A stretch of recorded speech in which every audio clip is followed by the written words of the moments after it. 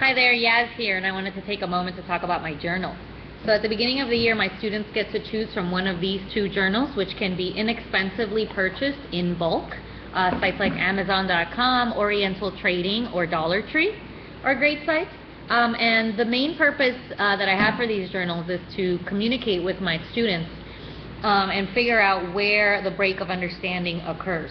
So as a quick example, I'm going to show you that this is what their tasks usually look like. I don't really care about the paper itself. These can be thrown out after class. This is a quick way to deliver the lesson without killing so many trees.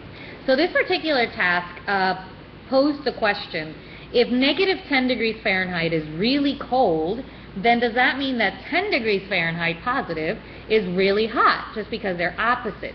And so this helps me particularly with one of my students, because she initially wrote that yes, she agreed. If negative 10 is really cold, then 10 must be really hot, which is incorrect, as we know. So I had a meeting with her where we just conferenced on her answer during one of our study hall periods, and I explained to her to consider like 10 degrees Fahrenheit. If I told you it was 10 degrees outside, is that cold or hot? We discussed it, and after figuring out that she was incorrect, she X'd out everything she wrote, and I had her write it one more time.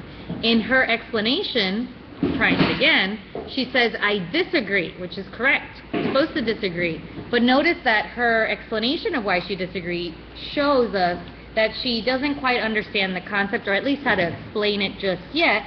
She said, I disagree because negative 10 degrees is the opposite of 10, but negative 10 is colder than 10 because negative 10 is below 0.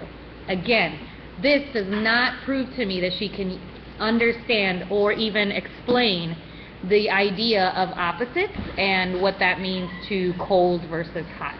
So there it is, a great tool for assessing the in-betweens of these really tough concepts. Thank you very much.